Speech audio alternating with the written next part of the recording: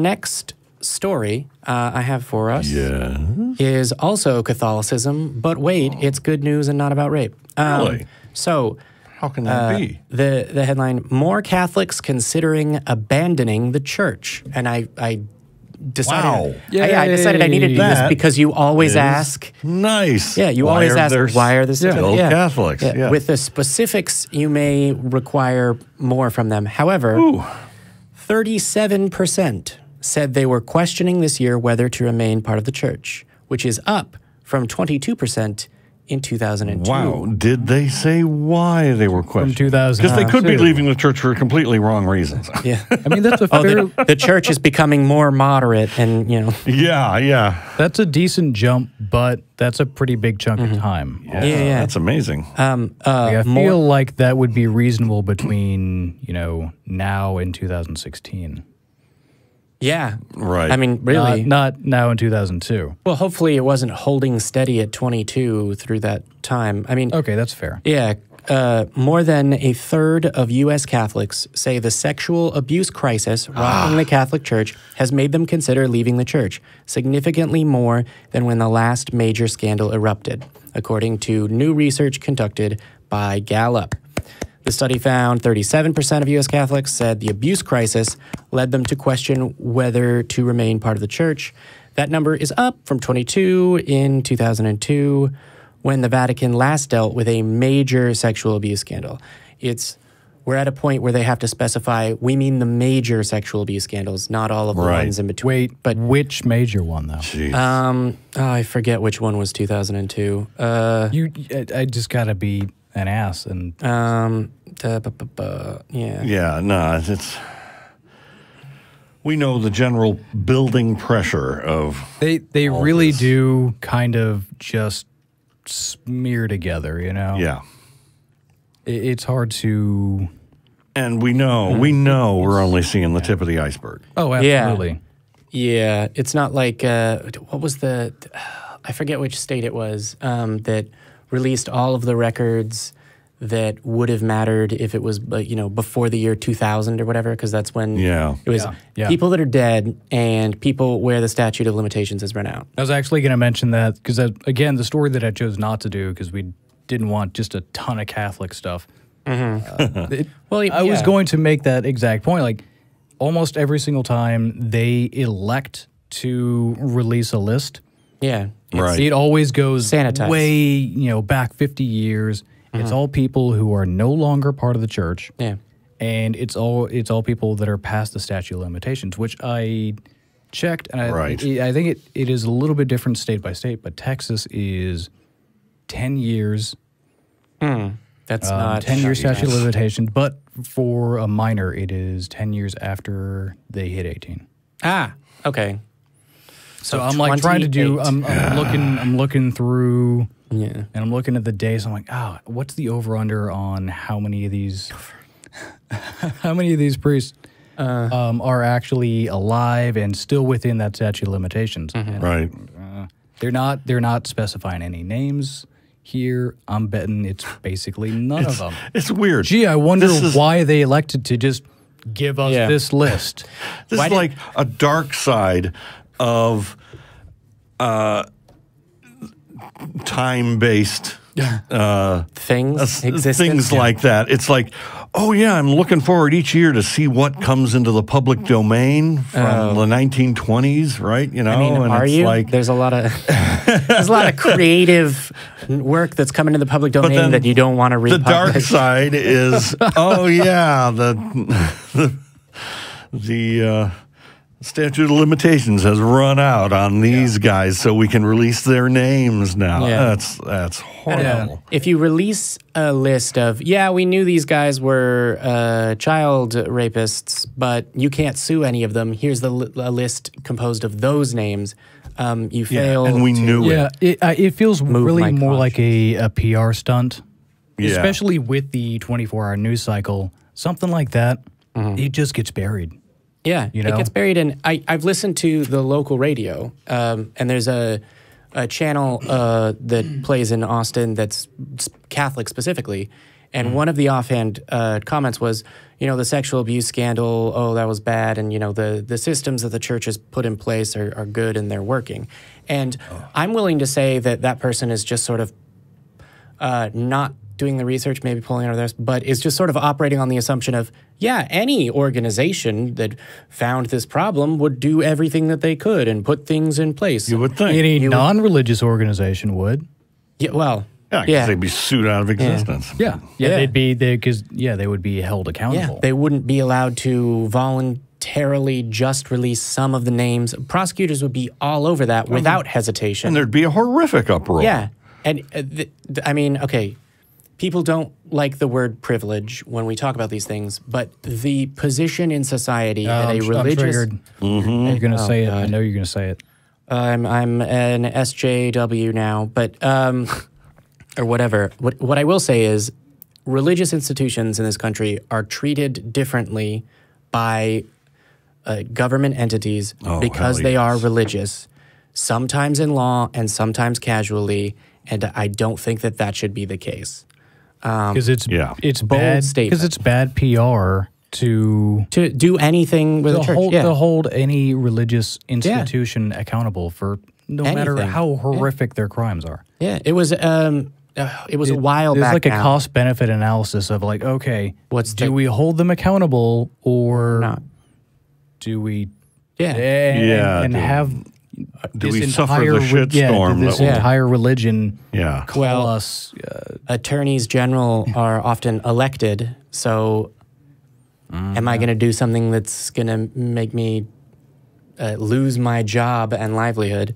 Or would a prosecutor? Right. Yeah. It's a few years back, I think, well, it's quite a few years back now, there was a scandal, in quotes, in Houston because there was a preacher that people in his church came forward and said, oh, you know, he's electioneering, which you're not allowed to do if you're a 501c3, or for religious reasons like churches or educational reasons like the Atheist Community of Austin, you can't electioneer. And they said, oh, his sermons are electioneering. This is terrible. And so the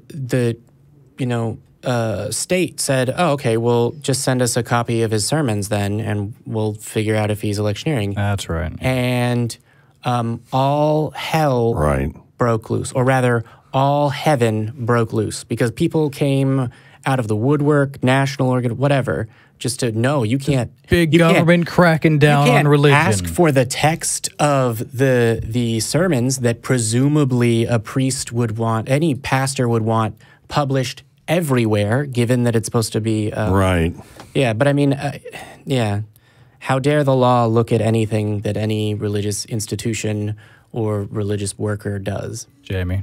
Yep. You're aggressive. Oh my God. Actually, I wanted to make this point really quick before we. You're really good at hitting the off switch on my ability to respond. Before we move past this, I think I've made this point in the past, but the Catholic Church routinely has lobbyists, and they will block and have blocked many times legislation that would extend the statute of limitations. Yeah. They are opposed to this. It is not just representatives of the Catholic Church, but also their insurance companies, which are liable to, if statute of limitations is increased or done away with altogether, which obviously it should be. You know, there's not a time limit for justice if you're a child who's been, or anyone who has been assaulted. But yeah, it is church leaders and insurance companies representing churches that are blocking legislation. They're very much opposed. That, is meant to... Yeah, and it's insanely self-serving. And why would they do that? It's so disgusting. And it's transparent. I mean, you know why they're doing it. They got to cover up their crimes. Yep. They're a criminal organization, and by doing this, they're admitting it. Yeah, it comes down to the money, and it comes down to just saving their own asses. Yeah. Yeah. What I will say is the next part of it, because there was, I think before we address the topic generally, you had some question about did it say why, and it's the sexual abuse, and it's up because yeah. So there's some statistics about they're disturbed for at least a good reason there. Yeah. So there's some specifics about they also evidently ask Catholics how often they attend church, and unsurprisingly, people that attend church less often were more likely to say they were considering leaving. Right. Which is sort of, okay, that's what I would expect. That makes sense. Yeah. But also, many Catholics, and I'm quoting here, said they had previously believed the church had put the problem of sexual abuse by priests behind it. Which is sort of which is what I was saying with the radio host was sort of come on. It's like why would I need to check whether they fixed a problem? Of course, there is no excuse for that kind of naivete at this point. Well, at this point, no. Yeah, they solved the problem. Yeah, right. Yeah, no. The movie Spotlight is great, by the way. But a series of scandals, including a Pennsylvania grand jury report that detailed more than half a century of abuse by priests in that state, rekindled anger about the church's failure to protect children from abusive clergymen. And then it sort of lists previous scandals. It's. I gotta, there's people who say, people act bad. Well, they just need more Jesus in their life. Yeah, they're broken and they need to be saved. What more Jesus is there than a priest? Yeah. Is there than, as I believe is alleged, the previous pope, which would, if demonstrated to be true in a lawsuit, I don't want to get sued for defamation, would explain why he, as well as the whatever handful of why he resigned rather than going through the entirety of his life term. God was a friend. horrible, horrible character in the Bible. It would make sense that these godly men would be pieces of garbage. Just like him, yeah. Yeah, I suppose. The Catholic Church has an interesting relationship with not just using the Bible and using lots of other stuff. The Catechism of the Catholic Church is longer and more detailed than the Bible and doesn't include random genealogies and crap. So I don't know. So less filler? Yeah, less filler. Less, oh my God, why is this in here? Who reads this part? Filler.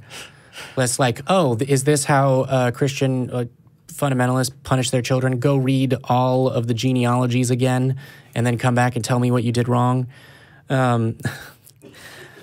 Yeah, well, I like the Onion headline where it's like Satan refuses to accept any more Catholic priests in hell. So. Even he has standards. I haven't read that. I've not seen that. I thought you were going to say it was because of overcrowding. No. Well, yeah, probably that too. So there's a couple other points I want to hit, which is that there's a separate Gallup study that was conducted last year. It found that 31% of U.S. Catholics rated the ethics and honesty of clergy highly, which is kind of a depressingly high number. However, it's down from 49% in 2017. Again, I'm going to reiterate, these people, their authority and their power is completely unearned. Right. Yep. What the hell? I would like to just make the asterisk. In other situations, having that bold of a fashion sense is something that I could respect. However, no, that's just been grandfathered in. They don't get any credit for that. No. And it's also down from 63% in 2008. So, it's almost like people are realizing the sexual abuse didn't go away. Yeah, I've noticed you really like stories with statistics in them, Jamie. Well, yeah. They're harder to argue with. Yes. Well, look, I have numbers. That's true, yeah. And the studies were reliably conducted by whatever. Again, back to your point, why are there still Catholics? Yeah. The percentage of the U.S. population that identifies as Catholic has been trending slightly downward from 25% at the turn of the century to 22% last year. Slow. Which, is 3 points. However, the population of the United States continues to grow. Right. And, I don't have the precise statistics on the average number of children that Catholic families have. However, I'm willing, if I were a betting man, I would bet that it is higher than the national average. So that represents a significant decrease. I would be willing to bet also that if we could, actually chart that, we could see that the growth rate is probably increasing. Right. And where did they get the number? Of people that identify as Catholic? Identify as Catholic. Not that the Catholic Church claims counts as. Yeah. I mean, I'm still. Well, I was about to say Yeah, I'm still probably on a list. I wouldn't believe the Catholic Church's numbers. No. Yeah. No. I mean, there are. We know ex-Mormons that are activists that are actively doing things where they're still technically registered as a member of the Mormon Church. That's not really a. Churches aren't about. Well, some aren't about knocking other members off. Did our friend Gregory Ethan Dodge mention if he was still put down as a member or not? I'm not sure. I think he's off. Yeah. Yeah. I'll have to. I don't know if he mentioned that. I think it's Ethan Gregory. Is it Ethan Gregory? It's EGD. Yeah, damn it. Yeah. Sorry, Ethan. Notorious. We'll have to have him back. Yeah. Tell us. I guess we need another adjective because it's notorious RBG, so we can't. There can only be one. That's right. Fight to the death. Sorry, Ethan, you have to die. I kid. All right. So, I mean, I've hit this story a lot, and as you said, it's statistic.